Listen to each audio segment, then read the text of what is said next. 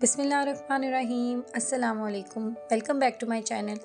तो आज मैं आपके साथ एक ऐसी दाल की रेसिपी शेयर करने जा रही हूँ जो बहुत क्विक और मज़ेदार बनती है। जब आपका कुछ बनाने को दिल ना करे तो बस मेन्यू में ये डिसाइड करें और इंजॉय करें।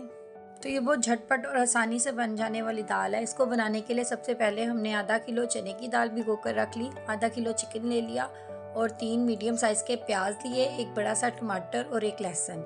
तो चलिए अपनी क्विक सी रेसिपी को स्टार्ट करते हैं। सबसे पहले प्रेशर कुकर में आप 2 ग्लास पानी लें, उसके अंदर जितना भी मसाला आपने काट के रखा था वो शामिल कर लें।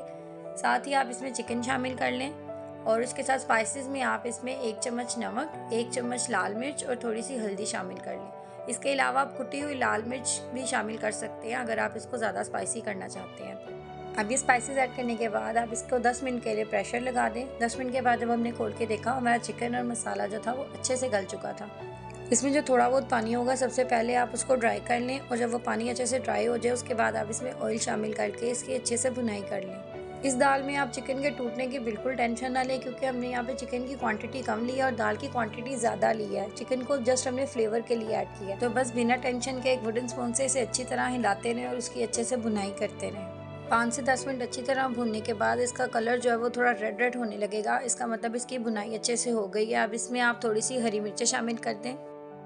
भुनाई के दौरान आप थोड़ा थोड़ा पानी इसमें शामिल करते रहें ताकि इसकी ग्रेवी जो है वो स्मूथ सी बन जाए। बस अब बिना टेंशन के इसको अच्छे से मिक्स करके पकाते रहें। ये दाल बनाना आसान ही इसलिए है क्योंकि ना तो इसमें चिकन के टूट जाने की टेंशन है और ना ही दाल के ज़्यादा गल जाने की टेंशन।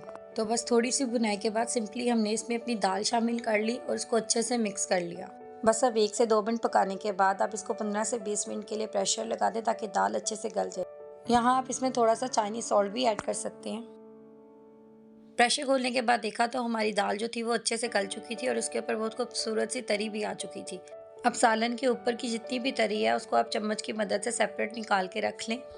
ये हमने इसलिए किया क्योंकि अभी हमें इसमें पानी ऐड करके इसे अच्छे से पकाना है।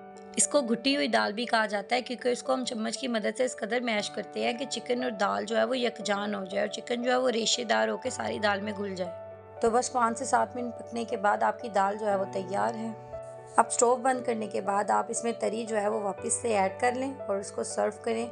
आई होप कि ये क्विक और आसान सी रेसिपी आपको पसंद आई होगी। इसको ज़रूर ट्राई कीजिएगा और मुझे बताइएगा आपको ये रेसिपी कैसी लगी। Thank you for watching my video. अल्लाह हाफिज़।